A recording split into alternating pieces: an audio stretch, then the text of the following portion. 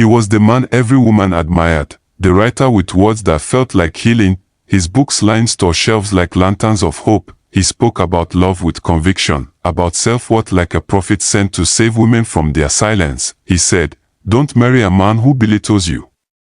Don't stay where love feels like war. You are not hard to love."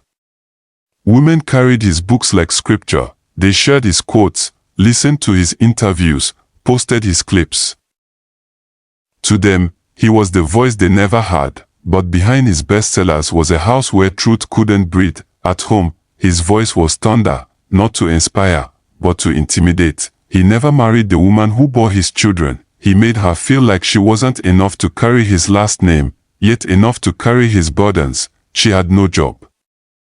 Not because she didn't want to work, but because he convinced her she didn't need to, that her role was to serve his dreams. He drained her, emotionally and financially, used her silence as proof of peace. He said, "I'm giving the world wisdom. Don't embarrass me." And every time his followers clapped for him, she watched in silence. Trapped in the irony of a man who taught women freedom, while keeping one in chains, the lie was loud, but her pain was louder. And one day, when he posted his newest book, titled Love Should Never Hurt, she finally commented for the first time, "Then why has mine always felt like pain?" The comment went viral. But instead of defending himself or apologizing for what he'd done, the man stayed silent, not because he was innocent, but because his reputation mattered more than her reality. He ignored her comment, let the internet bury it with time, and kept posting quotes like nothing happened. 2 months later, she was found by the roadside, dead, no shoes on, no phone, just cold pavement and questions. The police opened an investigation, but the case dragged. Weeks became months. And while justice stalled, the man moved on, married someone new, quickly, publicly. Photos flooded his page, a lavish wedding, a new woman in his arms, smiling, but he never married the woman who had given him everything, her youth, her womb, her loyalty, but this new woman he gave a ring.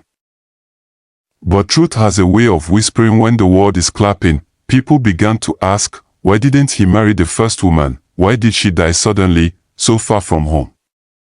Whispers became noise, noise became evidence. The investigation broke open. It turned out, he wasn't just a writer of lies, he lived them. The woman he married began to notice the control, the coldness, the distance between the man she married and the one his readers adored, and the world turned. Women groups who once quoted him with pride, now warned others never to read his words, because now they saw him clearly, a man whose mouth told the truth, but whose life murdered it.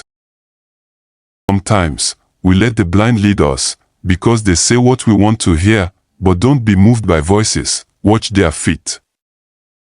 Like it.